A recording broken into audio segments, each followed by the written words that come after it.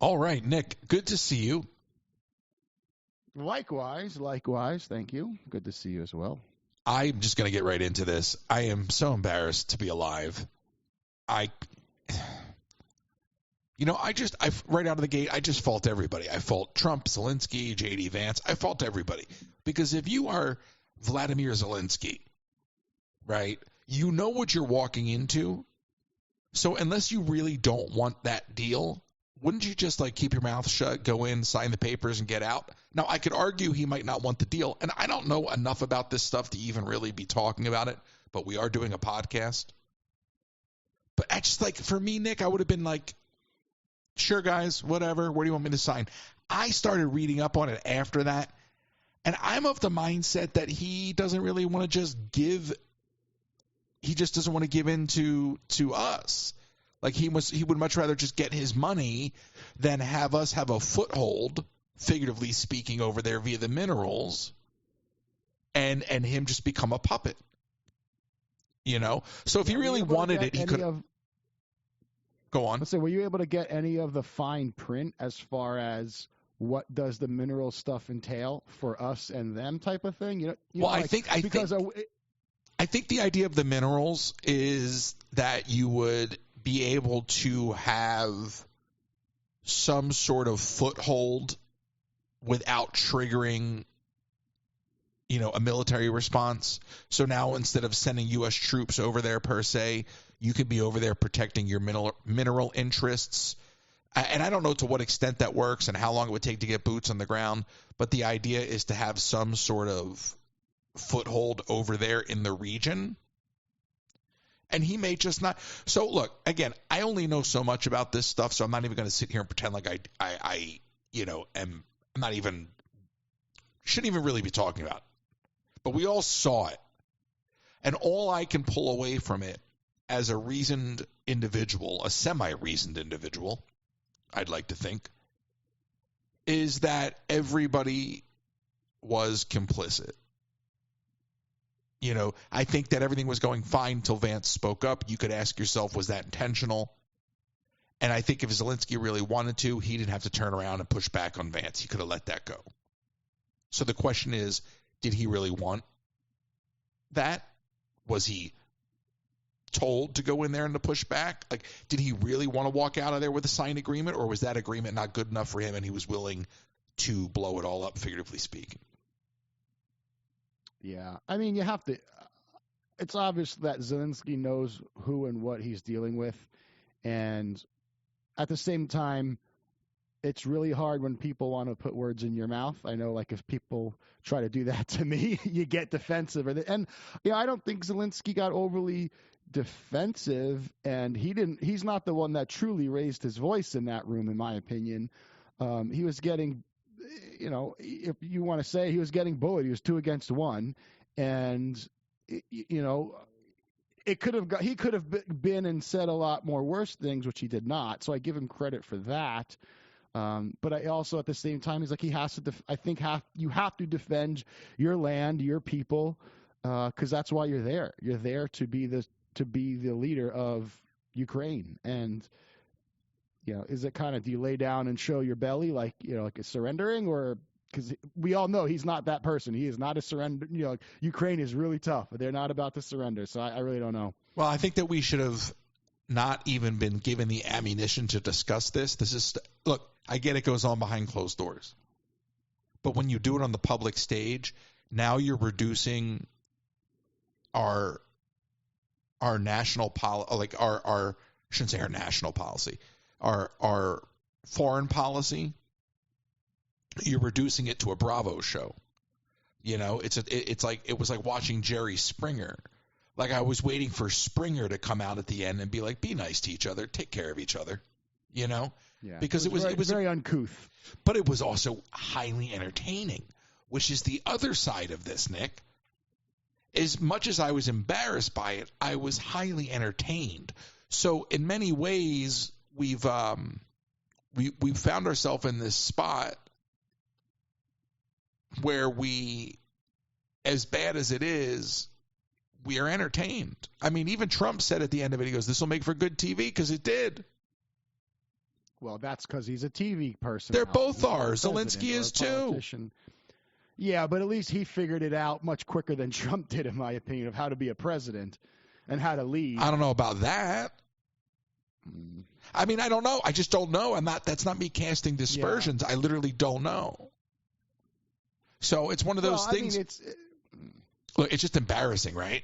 Like, I don't. Of course. And I know some people will say, well, like, good for Trump, good for Vance. But, like, okay, even if you're going to do that behind closed doors. Don't do it in public. Yeah. Yeah. It's like, when mom and dad fight, you again, exactly. You do it in your kitchen table when the kids are in bed, so you don't know, the neighbors don't hear it, nor do the kids in a way. And then, on top of that, the guy, like, English is not his first language. So it was very sad, but also, again, highly entertaining. And that, for me, is where the real conundrum lay. Because I find myself disgusted by so much of it, but also entertained. And that is that train wreck factor. You are driving down the road and you see a train wreck. You get excited. You even though you don't wish people harm, you get excited. You see a train wreck, you peak up because it's exciting. I'm not saying you're celebrating it, but the very definition of the word exciting is suddenly your senses are heightened, right? So you see this happening on TV, and because I'm watching TV, I'm inherently entertained by it, much like watching The Real Housewives. But then 3 seconds after that, it kicks in that this is, foreign policy playing out on television, and you're like, oh, we're doomed. Yeah. Yeah, it's tough. I mean, politics, while they can be entertaining, I guess at times, this type of stuff should not be. We shouldn't be using other countries, and especially a country at war, as our entertainment, let alone the politicians shouldn't be doing that either. Like, they shouldn't be using that as a ratings boost. And I'm not saying they outright did it, but again, they should have had enough couth to be like, all right, not now. We're going to talk about this later and move on. And also, shame on, I guess, whomever else was in the room I don't know who else was in the room that could have squelched it and said, all right, let's save this for later, or let's who was going to squelch it? Meeting. I mean, nobody was. Who was going to? Even if Elon was there, he wouldn't have squelched. He would have piled on. Yeah. I don't know if that would have been like a press secretary or I really don't know as far as the hierarchy. That would have been somebody pulling the feed, right? Like that would have been like, yeah, like. I don't know. I don't even think. I think even that would have been pretty damn hard. No, it's definitely one of those situations that should have not played out in public. And again, I recognize that it probably happens behind closed doors all the time, and that's fine, right? Like, yes. There's tensions there, like understandably so. And what's wild is they were minutes away from having that lunch. Like I guess the press wound up eating the lunch. The lunch, it was like they were right there. So kind of wild. But what I also think about in a situation like this is how many people are now like into politics. Growing up, politics wasn't really discussed. Growing up, not everybody was into politics. And a lot of people still are not. But it took politics being reduced down to a blood sport. It took politics being reduced down to reality TV standards to get the average person involved in politics. And it has just upended the discourse because now you have unintelligent people on all sides contributing.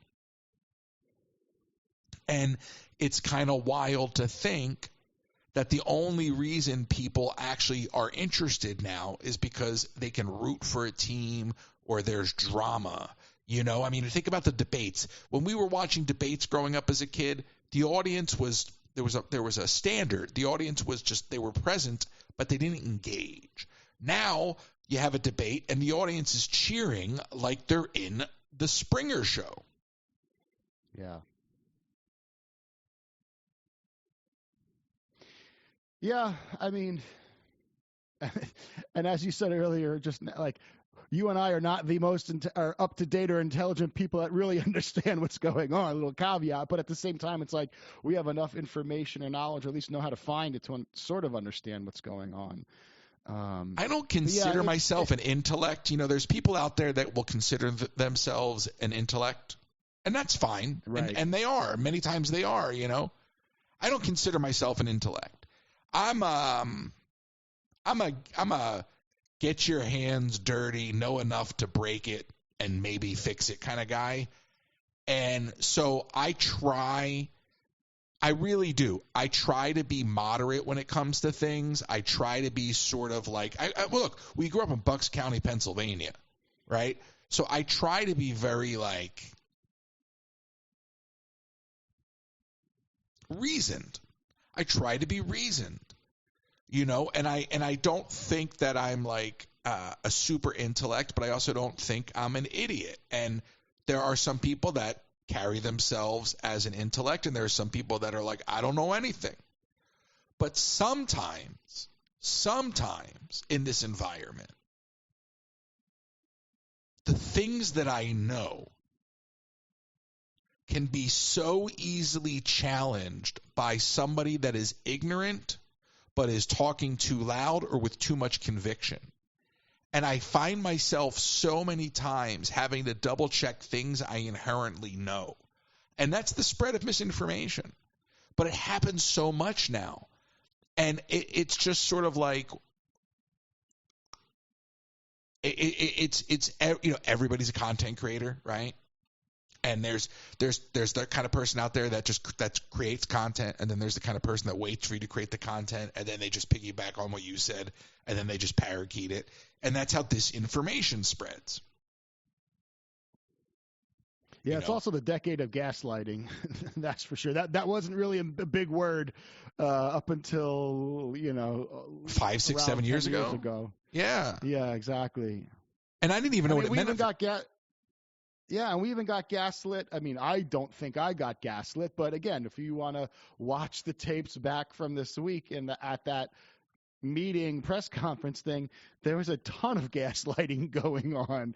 But can we just call that lying? I mean, and that's the other thing. All these terminologies. Then you have terminologies like snowflake, and I'm like, that applies to everybody. Like that's not one-sided. Like there's people. Like I remember during the election, I was talking to somebody who I really, really like. And we were talking about voting, and they said they were going to vote for the lesser of two evils. But I knew that their idea and my idea of the lesser of two evils was not the same. So it's just kind of funny how language and perception functions, because I could sit here and tell you, the lesser of two evils, or I could sit here and tell you, like whatever. And at the end of the day, it doesn't even matter what's true anymore. Like it's clipped out, it's spread around the internet, and once the cat's out of the bag, it's almost impossible to put it back in. And that's a dangerous place to be. I mean, you talk about so again, we have all these fancy words. I don't know what they mean anymore. Like, was it gaslighting? I mean, did anybody even fall for it? I mean, to go in there and act like somehow like the Ukraine invaded Russia? I mean, it's just lying. Well, it is. That's gaslighting is basically one and the same. Or gaslighting and lying, in my opinion, are kind of one and the same. And the people that buy it, then, in my opinion, are the they have been gaslit, if that makes sense. So, the act of saying something that is a lie, and then the act of believing it, in my opinion, is being gaslit. It's just so overcomplicating uneducated discourse. I mean, that's really all we're talking about, right?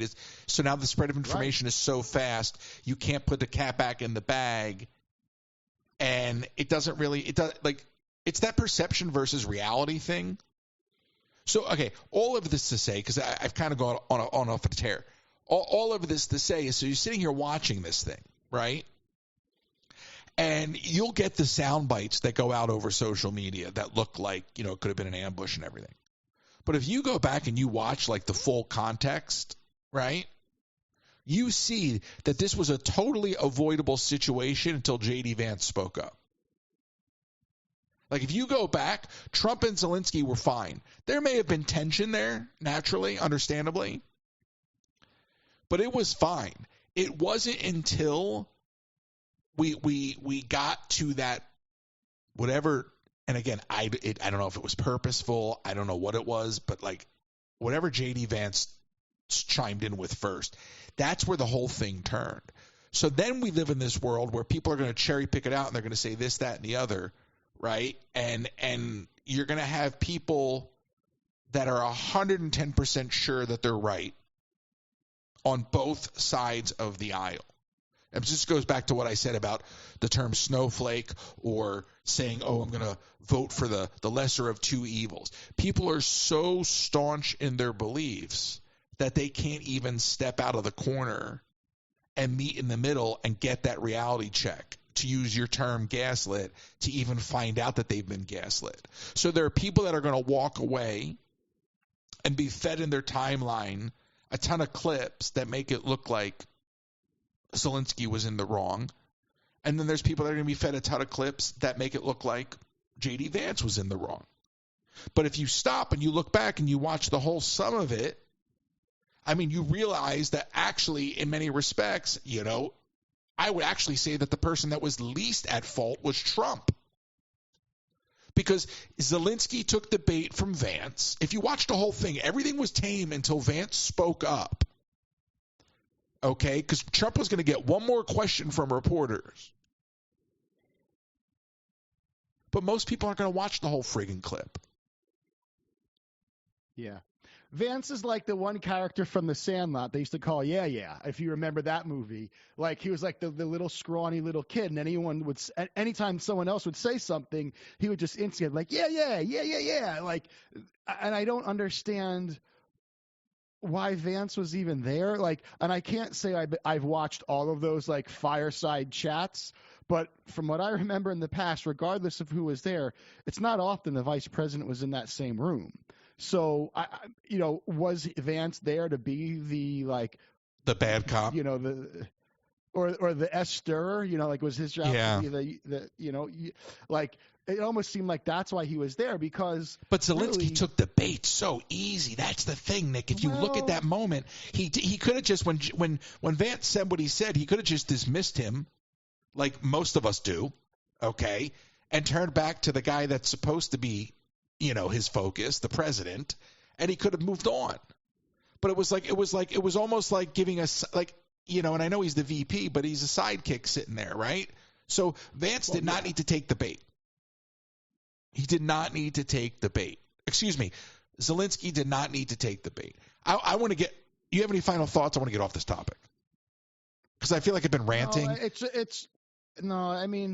just embarrassing. And I think any true red-blooded American knows that we, in my opinion, looked like just jerks that day. Regardless, like, this guy's country is getting destroyed and invaded by Russia, and then we Americans, our leader, shells out and spills, out a bunch of lies. And again, to me, it was just embarrassing. We looked like bullies in the playground, in the schoolyard. Here's the problem with that. Here's the problem. You're not wrong, but you're making my point. Everybody will agree, but half of the people out there like that, and they see that as a positive. You're saying it like a negative. That's the whole point, right? That goes back to the snowflake term. That, like, the idea of, like, everybody's so locked up in their perception, so you can think that you're being rational, right? But people will agree with what you said, but not for the same reasons, is my point. So, yeah, they were bullies. Yeah, we looked like jerks. That's awesome. We're back. See what I'm saying? Well, oh, no, I totally get what you're saying. I just want to make sure I'm making sense. No, you are. Yeah. And again, that's my view of it. Like, to me, it's like we look like bullies in a bad way. And yes, there are people who will say the opposite. Oh, yeah, we look like bullies because we're badass. It's like, That's not how things work in politics. I think everybody looked weak. I think they all three looked weak. I think it was an embarrassment. I think Zelensky could have risen above the moment if he really wanted to, and then you got to ask yourself, why didn't he? Well, he did. He bit his tongue. He very easily could have been like, Mr. President, what about the 24 hours? That's what Donald said. Can we talk about that accent for a minute? Yeah, whatever. That's my best shot, But anyway, like Trump said that if I get elected, even as long as I'm elected before I get inaugurated, within 24 hours I'll end the war to Russia. Come on, please. Zelensky could have. That would have been, if I was him, I just would have kept repeating that to completely derail it and be like, "This is what you need to address before any of this other nonsense." But yeah, but again, now we're in foreign policy, and I don't even know, Right, but also to me, it goes back to the bully thing where. And again, we're not trying to harp on the politics of it, but it's like Trump had to bring up every one of his predecessors and all kinds of other nonsense. But that only happened after he blew up. In other words, and I do believe that Trump misheard what Zelensky was saying and then blew up. And I'm not defending Trump. I'm just saying it didn't have to go that far. Zelensky could have looked at Vance and been like, "Listen, lunch is getting cold. We'll talk about this over lunch." We don't have to talk. Let's take this conversation off the stage. Right. But also neither one of them even gave Zelensky in my opinion, an ounce of respect or heard what he had to say. I will tell you They wanted to get their talking points out, and as do I, right? But it's like they wanted to get their talking points out and be the bullies and be the badasses in the room. And I think majority of the people, and especially majority of the world, will disagree and say Vance and Trump were not the badasses in that room. The SNL skit was pretty funny, and I don't even think SNL's that funny, but it was pretty good. It was nice to see Mike Myers. His impression was horrible, though. I haven't seen him in a while. Yeah, but whatever. It doesn't matter. Yeah, well, it's just funny that they got Dana Carvey. I was going to say they got Dana Carvey the first time, Mike Myers the second time, and neither one of them could get the impression right. Yeah. We knew who it was. There's no. I know, but if it's not a good, it's still comedy. I mean, it's like if it's not a good impression, I'm going to call it out. It had its moments, but. Yeah, it was almost like he didn't know how to do the accent, so he's like, "Oh, just do a British accent like Austin Powers or whatever the British accents are." I don't know, I'm not good at them, but what else do you have on your list? I have something I want to do, but I'm not ready to get there yet. Ooh, all right. Well, I thought it was interesting that after all of this, both Vance and Trump chose to go about their own ways to have like a nice, enjoyable weekend, which I'm not saying politicians and president and vice president both should not be having enjoyable weekends or allowed to take time off. But I'm going to say thanks to Subarus and signs up in Vermont, and I can say that little Subaru and signs joke because I do drive a Subaru. It's okay. But, those upper north New England states, Subarus are very popular. And over the weekend, Vance and his family went to some ski resort. I think it's called Sugarbush. And there were hundreds of protesters, many of whom, again, drove Subarus and had signs, were making their voices heard and had some really clever signs, telling them to go ski in Russia and things like that. Clever. Which if you want to go yeah. Well, yes. And there are other clever signs. If you want to look them up, you can find them. Why don't some of these people run for office? Because it costs money and it's expensive now. I don't care. No longer. But I mean, when you ran for office, I mean, it's not like you could just sign up and get it. Like, there's a lot of. It doesn't. But that's not my. But also, some people don't want to do it. Like, some people just don't want to. I know, but do you understand? Like, all those. Do you know how much effort it is to go up to that mountain, make the signs, and get out there and protest? I mean, and then for what? What is the? Like, I'm not against protesting, but what is what are you getting out of that? That's what I'm just. It's starting to drive me nuts. Well, in a way, like it worked because ultimately, I believe the Secret Service was a little nervous due to the potential threat of an escalating situation, so they were moved to an undisclosed location for security reasons. So in a way, the point of getting him out of Vermont and not skiing at that resort happened, which I think is kind of humorous. I don't know. But also, like, that's our First Amendment right, freedom of speech. We're allowed to protest. I know, but we're it's allowed like to say what we want to say. It's just, you know what it is? There's no opposition. There's no opposition leadership. And there's a ton of lunatics yelling in a vacuum. And I don't feel like that gets anything done. So I just look at it all and I go, because the issue I have is the over-vilification. Okay, I don't care for the guys. Okay, I personally think they're pretty dopey. All right. But, like, at what point, and I could say this for all sides, but at what point is enough with the yelling and the screaming, and do we actually just get our hands dirty? And if you don't, and to your point about, well, some of these people don't want to run, some of these people, whatever, okay, but then at a certain point, just shut up. Because if all you want to do is complain, and you don't want to contribute to change, then nobody wants to hear you complain. It's like Occupy Wall Street. Voting.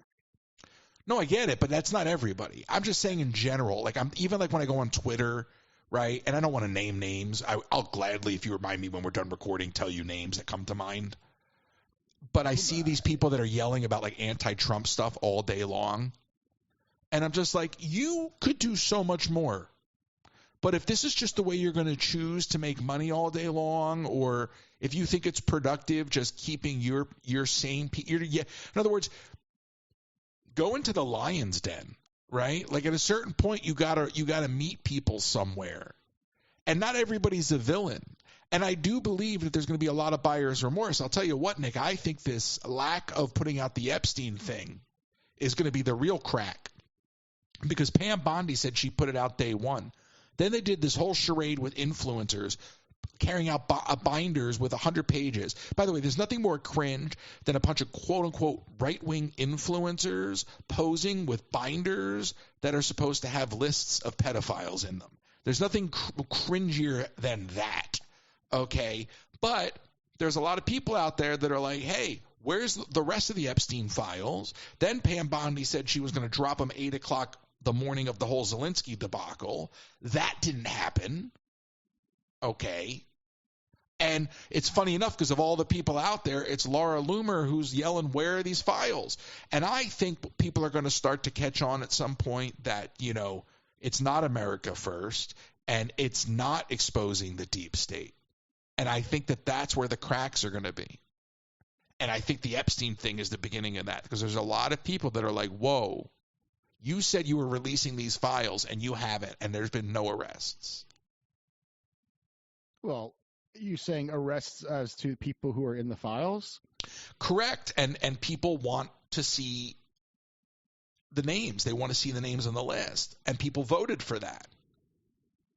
You know? Well, people voted for cheaper eggs and gas, too, and that's not happening. Correct. But thank you for bringing that up because to my point is that's not going to move the needle. But I think this particular issue is one of those rare issues where people are going to be like, if you are going to cover this up, there will be blowback.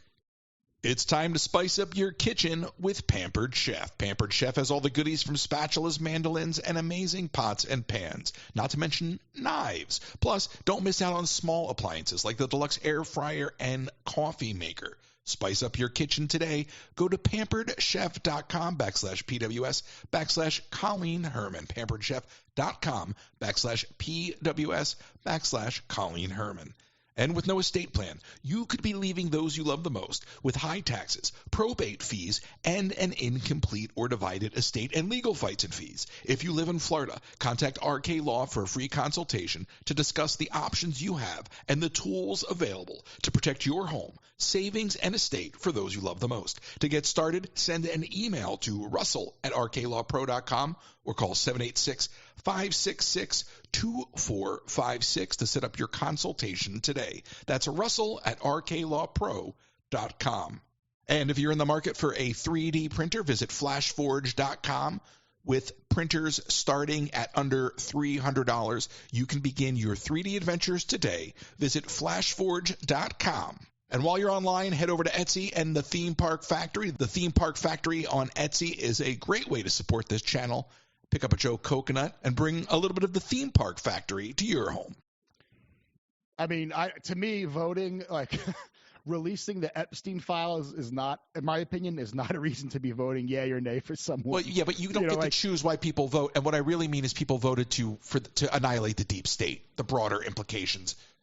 True. That's what I mean. And that was just a piece of the pie. But I know what you mean. I'm not going to I don't want to sit here and defend that, you know. Yeah. Everybody has we don't get to choose why people vote. Everybody votes for their own self-interest. I'm not going to sit here and tell you vote for the wrong reasons. Do you think, being that they only released some of it, do you think they're scrubbing stuff? I don't think you're ever going to see the full Epstein files. Ever. Here's the thing. It's compromise, right? So there is a deep state, but I think what people fail to realize is that now people like Pam Bondi and Kash Patel become the deep state because they're in charge of it, right? And there are the government employees and the backbone that exists there, and then there's all this stuff that goes on. So there's a reality check that now I'm in charge of the deep state. Wait a second, I'm not, you know what I mean? And at the end of the day, I think we can all agree that Epstein was working for somebody, whether he was CIA, Mossad, maybe both. Why would you suddenly want to lose all of that work that he put in for you? If you release the Epstein files, you lose all the power over those people. Why do you want that compromise revealed? The whole entire point is to have that stuff. So it's in the best interest of the quote-unquote deep state, whoever they are, to make sure that none of that sees the light of day, because they don't care about the victims. They care about having leverage over powerful people. And that's why it'll never be released. Thank you. Well, yeah, the powerful people are in charge. That is fair to say. And they will do any and everything to protect their power and wealth, as we all have seen. What else is on your list? And we'll continue to see. Well, as we kind of talked a little bit about, Vance and his trip, per usual, I thought it was interesting. Donald Trump went golfing this weekend down in Florida. I know. I should go over there. You're not the actually. I think they had one of the golf tournaments right down the block from the house, so you might be close enough. You go say hi. Was he there? But not this one, not today. I don't know which course he went to yesterday or today or Friday or Thursday. Can I just say something that haunts me about Mar-a-Lago is a photo I saw years ago of the omelet bar, which was one of those, just like those counters. It was just like there's nothing underneath it. There's no shelves. It's not like a kitchen counter. It's not like a bar counter. It's just like a cheap like counter, with some like plug-in like omelet thingies, like. Everything there is that way. But Nick, when there was 6 bottles of like the squeeze ketchup, yeah, and I was like, oh. Well, he needs that for his McDonald's French fries. Listen, McDonald's fries are good, though. And I don't, by the way. I'm not saying they're not. I know, but ketchup on eggs, I can't do it anymore. I'm a Tapatio guy. I need something hot. Yeah, I'm not a ketchup person in general. Anyway, that picture haunts me. Discussion. Yeah. But so anyway, golf. I thought it was interesting. Both Vance and Trump took off this weekend, and rightly so. Again, those jobs are not necessarily something easy, but when I was reading about, or whatever kind of prompted me to look into it more, the article that it grabbed my attention because Trump has basically been in office since January 20th, this term. So 41 days. And as I searched a little bit more on the internet, I found the website that says how many days in office he was and how many days he spent golfing. So as of right now, Trump's been in office 41 days. Let me guess. And go ahead. All right, well, we'll set it up. I don't know what you're going to ask, but before you give out everything, let me guess. It's more fun. I was going to say, how many of the 41 days, how many have been golf days for Mr. President? 41 days. That's over a month. I'm going to just go with every weekend, 2 days a weekend, 6 weekends, right? 12 days. Wow, you're very close. You're over.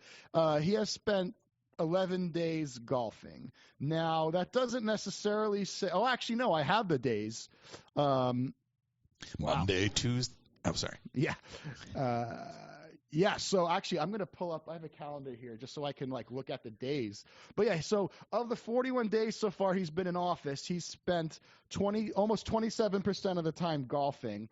And one of the things that is interesting compared to the previous presidents...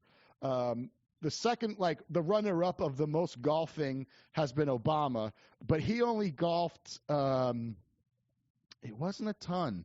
It was maybe over his 8-year terms, it was sorry, I'm looking for it. I thought Obama golfed a lot. He did, but... Also, this is a dumb conversation, but go on. Yeah. But it's interesting because this costs us money. Yes. And again, Doge will make up for it. Don't worry about it. We're going to cut. We're going to cut Ebola. That's part of being. That's part of being a president. Taxpayers foot. Yeah, but you would do it. I would do it, right? If I had Mar-a-Lago. I don't golf. I don't play golf. First of all, I wouldn't have Mar-a-Lago because of the Alma part. But if I was in that position, I'd be on a plane every weekend. I mean, that's awesome. Yeah, I get that. I mean, a lot of people like to cast aspersions, but for me personally, if you're going to give me that kind of, of course I'm going to use that money. It's going to go somewhere. Sure. But but bottom line is basically every 3 days, Trump has gone golfing.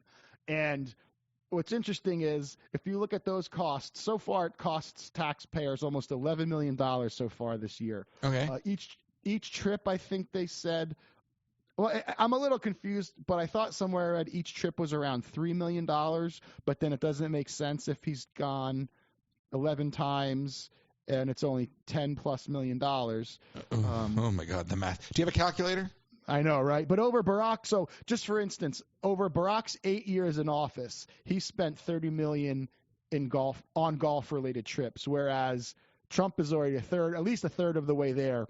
And they're thinking, by the end of the year, it's going to be well over $100 million in golf. Okay, so how much would it cost to have him stay on the golf course for the next 4 years? I know, right? Just move a White House there.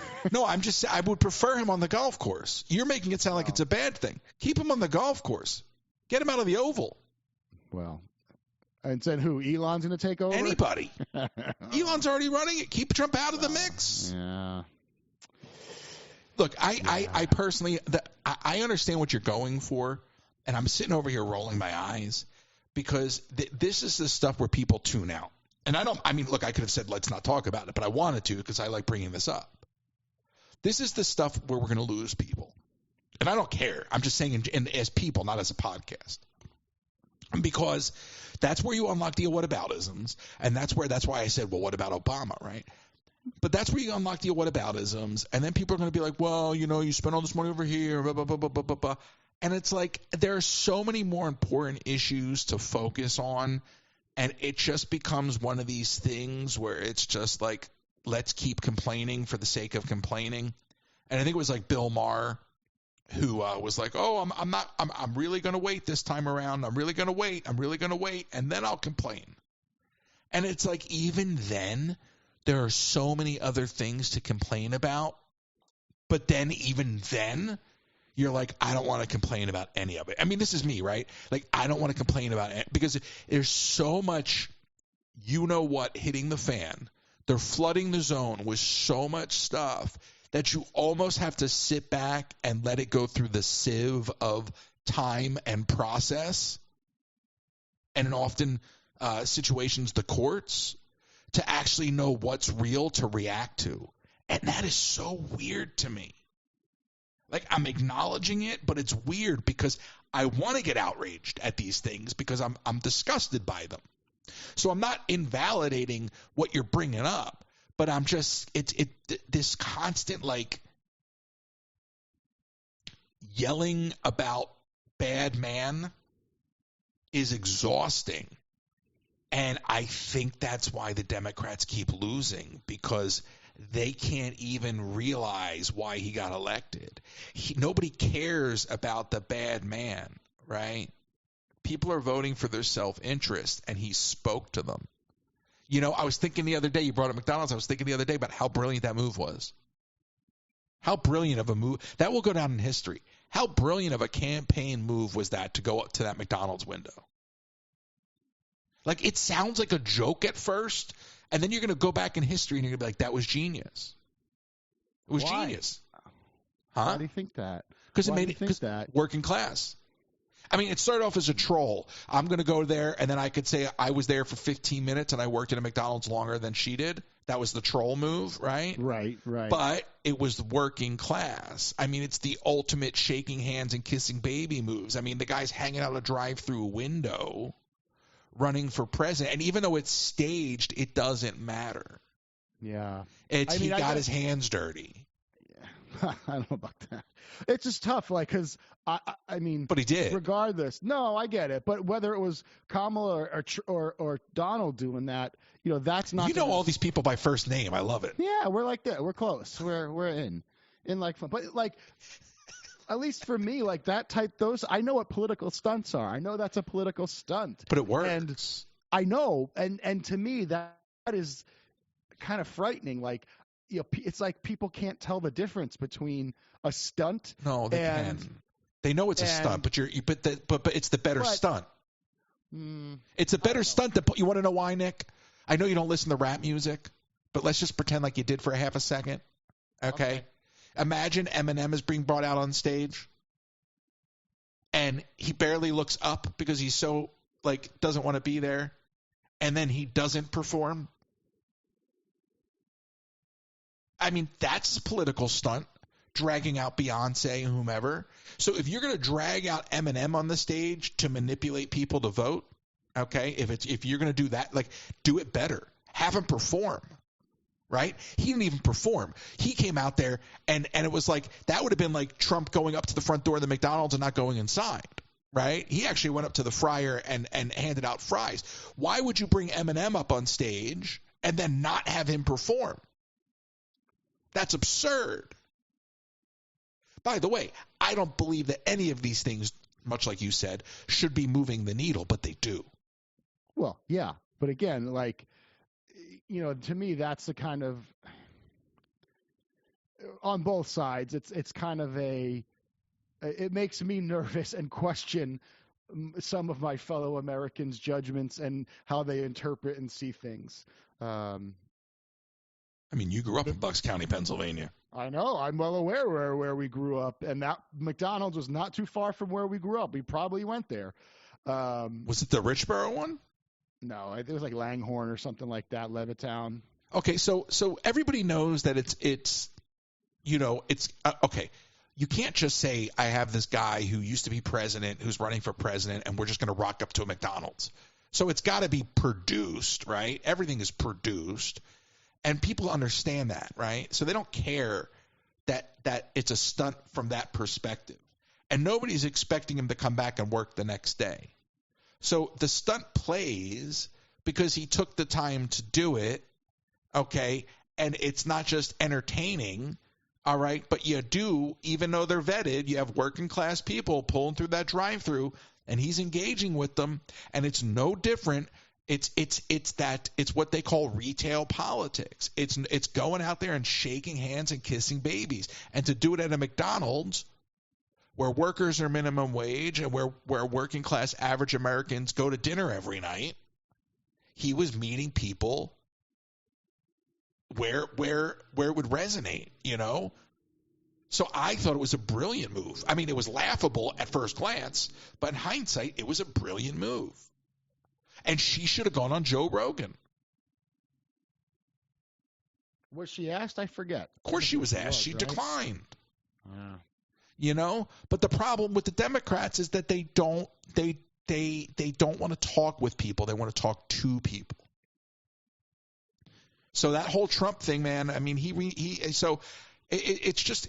a wild thing because people will dismiss a lot when they vote for self-interest, right? They will dismiss a lot. The McDonald's stunt didn't sway the majority of voters. The McDonald's stunt was done in Bucks County, Pennsylvania for a reason, right? It's to move the swing voters. It's to move the needle. Sure. Right? Yeah. So it is going to work for some of those people. But most folks are at that point, their minds are already made up, right? And a lot of people, may have voted for Trump, and excusing a lot of things. And I just take great pause now with vilifying that. And I know that everybody wants to, denigrate folks because they voted for, a bigot and this, that, and the other. And I do think he's a lot of those. I mean, personally, I think bigot's an overstatement. I think the only thing Trump cares about is Trump. And so he's anti anything that's not in his orbit or his own interest. So I think he's just a full-fledged narcissist, and it doesn't even really care about party. Okay, and if he could have done what he's done running as a Democrat, he would have. But the Democrats, they wouldn't have allowed it, right? They're so closed off, right? And that's why they're losing, because they don't even let in fresh blood. Not to say he would have been, okay, but he could have ran on either ticket. It wouldn't have really mattered, okay. People like him. He's ingrained in our culture, and I just think we got to be careful about vilifying people for voting for somebody that they feel like they knew better than somebody else. Donald Trump's been in our culture our entire lives, whether you like it or not. And I'm not particularly fond. I love The Apprentice. I used to watch The Apprentice religiously. Okay. But, okay. I mean, you got CNN anchors who were on there trashing him every day, and they were on The Apprentice, like Aaron Burnett, right? So it's just we're living in this really crazy time. I mean, he's in the Oval Office with Vladimir Zelensky, who was a comedian. I mean, we're living in this really weird time where our lives have been reduced to some sort of show. So it's just become very, very cool to be a jerk, going back to that whole thing. And it's become very, very cool to vilify people you don't agree with. And it is few and far between where we find common ground, and we have difficult, honest conversation. And I think most people are just very comfortable staying in their bubble. So that's all I'm saying, man. It's like, I get it all with the Trump stuff, but me personally, like, it's just like, I'm over it. Like, what are we going to do? Like, so when I see these people on Twitter every single day, I'm like, like, you're not gonna create any change yelling to the choir over and over and over again. Yeah, no, I get that. I don't know what. Well, granted, he is in office right now. I don't know what are the things that are going to truly change a quote-unquote like diehard Trump supporter to switch, let alone a diehard, it could have been the same way if Kamala won. Like, what would have made a diehard like Harris supporter kind of switch and question that? I really don't know, but I have a feeling I think we're going to find out shortly. Well, that vilification would have existed that way too. I mean, if she got elected. So it's just that people are just so angry, and people are just so comfortable being ugly towards each other. And I would just rather start spending my time. I'm not, again, you know me, I'm an independent, and you know where my politics are, and you know how I feel. But I think it would just be so productive to just start embracing conversations with people we don't agree with, and trying to just sort of like get outside of this blood sport, Well, I mean, I've definitely had those conversations with people I don't agree with, and overall, yeah, I mean, we keep it civil, and I've had good conversations. I heard their points, they've heard mine, and by the end of it, none of our positions had really changed. But yeah, I mean, it's just a matter of. But do you find that those conversations yield a lot of common desires? Yes and no. I think it's mixed. Where, I mean, I guess some of the common desires are there, but at the same time, it's like people have to pick and choose what is more important or more power, like what of the if the common denominators are at this level, and like, and then people's like true beliefs are above it, like how do they let go of like the really hardcore things that they believe in, and then to get to the common level that everyone agrees on, if that makes sense. Sounds like you're talking about shedding ideology for practicality. I guess you could say that. But again, like everyone has like their own extreme, like I'm just using the word extreme. I'm not saying they're extremists, but everyone has like their own extremes in the political world of like, oh, I want X, Y, and Z, but we can at least all agree on A, B, and C, but people are afraid to let go of their X, Y, and Z's to work even on get A, there. B, C's. And to me, that's like the shame of it, where it's like, look, we got to get rid of all the nonsense in between. You got to let some of that stuff go so we actually can be working together and get things actually done, so there can be progress, because that's what's like kind of, it seems to be that's what's holding us back a lot, and with a lot of progress. Look, I'm very careful. There's a line, right? So I don't want to take you down any roads you don't want to go down. But is there an example you can cite, maybe with a coworker or something, that you could kind of break that down for? Because I kind of find that this is fascinating to me. Because what you're talking about is there's common ground there, but there's a barrier, right? In other words, let's just pick an issue. I'll make up an issue, and maybe you can think of a good example. But let's say it's an issue on education, right? And funding for education. But maybe somebody has an ideological belief and they can't get to the same place as you until they get past something else first, kind of thing. Is that what you kind of mean? Well, I'm just trying to think of a real example. Well, all right, let's go to the education thing. And like, in a way, like literally, we're dealing with book bans, and in theory, like the burning of the books, whereas some people don't understand. I mean, a book is a book. A book is meant to be out there to give this information and share it. And some people say, well, that book either shouldn't exist, period, or it should be in certain environments. But, it's like, well, that's not for us to discuss. Like, or you have to at least take it up with your local school board. But at the same time, like, why are we taking information away from people? And some people are for that, and some people are against that. I don't know if that's the best example. But again, it's like, why are we allowing one party in a way to, or just one group of people to decide what other groups of people can see? Well, that sounds like cherry picking, like, oh, it's okay here as long as you don't bring it over here, kind of thing. And then well, yeah, I mean, but that goes back to the self-interest.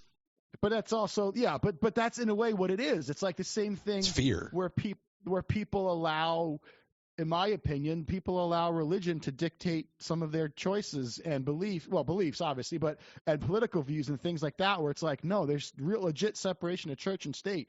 If, in my opinion, if you're allowing your religious beliefs to really affect how you are voting, even though it's not for the greater good, that's a problem.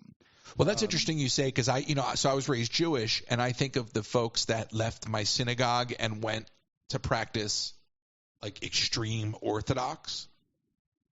Right. And Orthodox people, like Orthodox Jews, will go out of their way to do certain things, not all, to do certain things so they can adhere to the rules, to the laws, but then also go shopping on the Sabbath, let's say. You know what I mean? And it's right. like, so I guess that's kind of what you're talking about, where you're like, all right, you have these ideological constructs that are almost holding you back. And I guess that's religion as a whole, but I'm looking at it like at a certain point, it's like, well, you got to update your firmware, because like you know inherently what is right and what needs to be, and your only thing holding you back right now is, an old set of principles. Like at a certain point, you can update your it's okay to grow. Well, it's, do as they say, not as I do. Like that's what they want. They'll preach one thing and then they'll go do something else. And I don't know if this has become too abstract of a conversation. Yeah, I know. Where are we? What's today? Well, I just like was thinking if you had examples you could personally cite, but I'm kind of putting you on the spot, and I know you don't really want to go there. So, I just can't think of anything really. Like, no, we didn't plan to talk about it, but it's fascinating to me because that's real. Like, that's more real than talking about Trump and golf. Like, talking about, because I know personally, right? Like, some of the stories you've told me, and you can talk about a type of person who, you work side by side with and you're in the trenches with, and you know that they're dependable, right? You know that when you cut through all the BS, they're going to be there. Right. But when you start to have that conversation at the surface, you're like, who am I talking to? Yeah, that is very true. At least, and thankfully overall, when it's important, all of that stuff can get shelved and put to the side, and then we can go back and talk about it once everything is calmed down and back to normal in a way, back to status quo. But yeah, I mean, at times it's tough to explain unless you've kind of dealt with that, and I think we've all dealt with it to some degree. Whether it be a coworker, friend, or family who has different political views, you're able to do the work, but at the same time, you're like, what is going on here? What planet am I on? Well, you know what that reminds me of, and then we can move on if you have anything else on your list. The Surfside collapse in Florida, when the condos collapsed, that tragic condo collapse in the middle of the night. Oh, right. Yeah. And DeSantis, who typically likes to play in the sandbox of blood sport politics, DeSantis, I thought, was a fantastic leader in that situation. And I think it was Mayor Danielle Cava, if I'm remembering off the top of my head. And she was a Democrat. He's a Republican. And then, Biden came down, whatever. But it was just, he checked all politics at the door. It was 2 weeks of solid leadership. And you look at these things and you go, why, if you can do it then, why can't we be that way all the time? And I know the answer because it doesn't move the needle that way. But when you see, you're like, look, you can totally be a leader. But no, you choose to play the blood sport game because you think it's going to solidify your chances, as opposed to appealing to the moderates and realizing that will actually be your path to success, or anybody's path to success that really wants to pull this country back to the middle. Like, it is going to be a reason mindset, obviously. It sounds so easy to state. It sounds so obvious. But I can't believe a guy like that chose to go the other way. Because DeSantis could have been a presidential candidate. DeSantis, I mean, I know he was briefly, but DeSantis could have been a moderate candidate. He would have actually been good. Yeah. Well, I mean, it's like, one of the things that one of the reasons I brought up, like, Vance and going skiing, Trump a lot of golfing and all of that, is like, you and I, Royce, we're both like workaholics, where if you give us a job or a task and put it in front of us, we're going to work until it gets done. And we are not really going to take time off to do other things. So I guess with that being said, like, I wonder, like, if I was put in that position, or I had that position, I want to say I wouldn't stop until things got resolved. And I would like to think I have the ability to shelf a lot of emotions and realize, regardless of whatever the best outcome is, it's like, I am going to work towards a resolution and outcome to solve this problem and just move on to the next. Like, I have never been in well, I've done public service, but not quite at a very different level. But at the same time, it's like, you do whatever you have to do the job, and then you move on to the next one. And, I don't know. I think they, in my opinion, and it's probably for all politicians as a whole, they all could definitely be doing more. And I'm not saying that there aren't people out there doing it, but, a lot of them could be doing more, and also just focusing at the job at hand, and let their egos, if they can, put their egos aside and just do the work. Yeah, but I mean, for the most part, it's an all ego game now, right? Because it's all about the TV spots and the social. I mean, oh my gosh, like, you scroll on social media and it's like this one and that one popping up making videos. I'm like, why do you have the time for this? And then I see like Gavin and all sides. And then Gavin Newsom has announced he's doing a podcast. I'm like, you shouldn't be launching a podcast. California, half of Southern California burned down and you're launching a podcast? Get the hell out of here. Do your job. Yeah.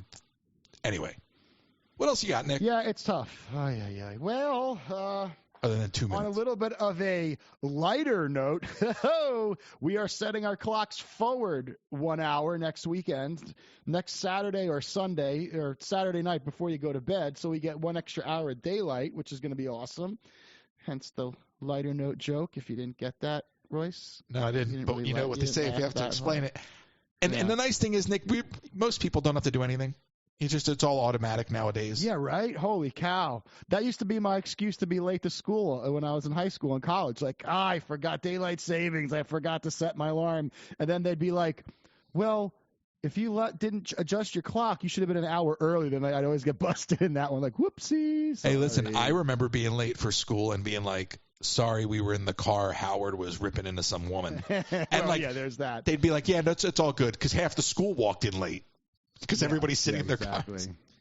All right. Anything else? But I'm happy for that. And a little reminder, when you do set your clocks forward, also check your smoke detectors, replace your batteries, give a peek at your fire extinguishers, make sure your gauges are good. And another little tidbit for fire extinguishers, you can turn them upside down and give a couple whacks with the palm of your hand to help break up the powder that could be in there just in case. And yeah, that's all. That's my little PSA for the day. All right. You want to play a quick game? Yeah. What's the game? I'm excited. I've been rolling some dice and playing with cards on my end to get ready. If you wanted to go to Disney World tomorrow, okay, I want you to guess the ticket price. I'm going to give you 4 numbers. Ooh. Guess the ticket price to go to Disney World tomorrow. Okay. $449. This is for a 1-day pass for one person. And this is a weekday, Monday, like tomorrow. Tomorrow's a Monday? Tomorrow's a Monday. Somebody could be listening Tuesday. That's I'm going to write down my nut. For what? Sorry. $449. Oh, God. Okay. $249. Okay. $349. Or $199. And is this a single park or to pass or a park hopper? Single park ticket. Which one of those is the price to go tomorrow? Wow. And you got to keep in mind, the parks have variable pricing too. Yeah, that's why I asked. Yeah. So this would be a weekday pass technically tomorrow for a single park. Are there any holidays this week that I don't know of? It's not. That doesn't factor in. I'll save you that much. Like I see, he's writing on the walls over there. I have the red string theory. I have a lot of thumbtacks and strings everywhere. My guess was going to be $249, $250. Incorrect. Shut up. You want to try again? $350. Incorrect. Last guess. $449 just seems too high. Do I want to say that? I'm going to go $199, $200. Incorrect. Actually, $400. No, it's a trick question. Those were actually the Lightning Lane prices for tomorrow. Well, that doesn't count. No, it does. The price to go to Disney World tomorrow is anywhere from $159 to $179 a ticket for one park. If you want the park hopper, it's $244. The prices I gave you, Nick, were the prices for the deluxe Lightning Lane. Whoa. But wait. So the $449 is deluxe Lightning Lane one park tomorrow. That's not counting admission. Wait. That doesn't get you in the park. That just gets you the Lightning Lane? So $449, there's two versions of the Lightning Lane, so this is the higher one, which lets you get on everything. It's $449 per guest on top of the $179 ticket. So for one person to be able to use that particular product tomorrow would be $449 plus $179. And that's not even with a park hopper. That's like $630. That's like $700. Yeah, pretty much. $630. Yeah. Well, with tax. A family of four, that's over $2,500. For the day. For the day. With no hotel. No hotel. No park hopping. No park hopping. No food. No bubble wands. Can't afford those. Can't afford the bubbles for them anyway. One churro, cut into 4 small pieces. That's absurd. Wow. Like the $1.99, like the ticket is cheaper. Now you could say, well, don't get the pass, but people are paying for this pass, which obviously is part of the issue. But how long are the waits? I mean, it's look. There's cheaper product, like there's other Lightning Lane product, like there's the whatever, because they constantly change the name, so I don't know what it's actually called. Well, what does that $449 get me? What is the unlimited Lightning Lane? It allows you to get on every ride in the Magic Kingdom. So you now can just book whatever ride you want whenever you want and go on it. Repetitively? Like if you just want to ride? One ride, that's it. And what about a lesser Lightning Lane? What is the lesser Look, I just work package here. Get you? I know. What is the lesser one? I don't. I think you only get to choose a few. You don't get everything. I think you only choose a handful of rides. It used to be like 3, and then you could get more if there was anything available, but you could never do the same ride twice. That's absurd. It's not just absurd. It's convoluted. Would it be cheaper to then get one of those like? It'd be cheaper to build your own Disney World. Would it be cheaper then to buy or to hire like the private or the personal like escort person? Not necessarily, but I think it's close for the tour. Because that at least gets to the front of the line when you have those folks. Those are more expensive. But yeah, isn't that absurd? Well, it's like I used to, well, I'm sure other people realize it, but I would always joke with you, Royce, when we were there. Like, you see a child having a meltdown, and the parents are like, that's it, we're going back to the hotel. It's like, well, there's a $3,000 day down the toilet. Like, or it's a $200-300 savings because you took them out of the park. Well, yeah. Well, either way, yeah, if you're just paying, well, let's just say 180 times 4, I mean. That's $800. Yeah, $720. But still, once you factor in all the food and all that other stuff, I mean, it's expensive. You factor in a hotel night, the flights, and this, and like, man, that's a wild amount of money. Now, not everyone needs to buy that product, but the point is they're charging for it, and they're getting it, and people are paying it. Do you think it'll eventually go down? Well, no, if people are paying it, it's obviously not going to go down. I think at some point this is the very problem. They're going to hit that ceiling. We talk about it time and time again, and it's hard. People shouldn't be paying it. You know, there was supposed to be that blackout the other day. Yeah. The consumer. I did it. Okay. I bought nothing. But you spent money places, guaranteed. I probably had a bill or two, or I used electricity. But hey, there's certain things that you can't not do. Right. So again, like, what are you really accomplishing? But I get it, right? I get the sentiment behind it because I'm like, they should. I wish people would coordinate and do a day. Not a day of don't go to Disney World because that's not realistic, but like a Lightning Lane blackout day where just nobody pays for these services for a day. Ooh, juicy. Yeah, it's absurd. Yeah. And they got the call to put out a press release and go, we're concerned about prices, about skyrocketing prices. You people are running the business. You're concerned. Yeah. You know, that's interesting because, like, that reminds me of, I remember being a kid and going to, like, and you and I, we would go to Great Adventure and different amusement parks, and you'd see people bypassing the line. You're like, what did they do? What did they have to pay? Or how did they make that happen? Or actually, we both used to work at Sesame Place, and you would see people pay for these passes to get to the front of the line. While I understand it, and if you have the means, to me, it's like the lousy thing is you're teaching your kids you can basically buy whatever you want, which isn't, in my opinion, the best message. I mean, it's true, but at the same time, it's like you can buy your way ahead of the people next to you, which. But that's life. I get it, but at the same time, I think it's kind of a lousy message to send to especially younger kids, where it's like, oh, if you don't like this thing, just pay more money. You can get it the way you want it.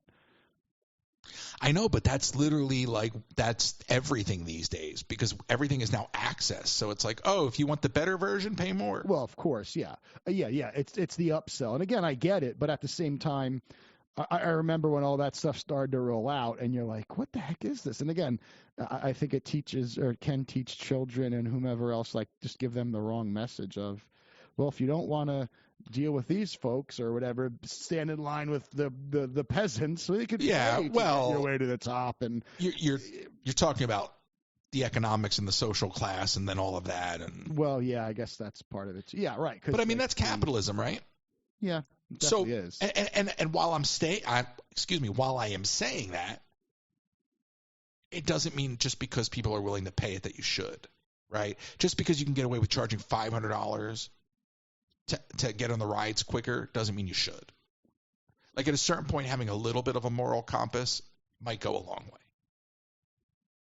Yeah, it's tough. I'm not in that position to say, oh, I can afford to buy, or not even afford. It's like, am I willing to spend this amount of money to get to that? Like, let me tell you something. Anybody who's spending that kind of money to buy a lightning lane in Disney World is only in one position, and I'm going to leave that to the imagination. We'll see you next time.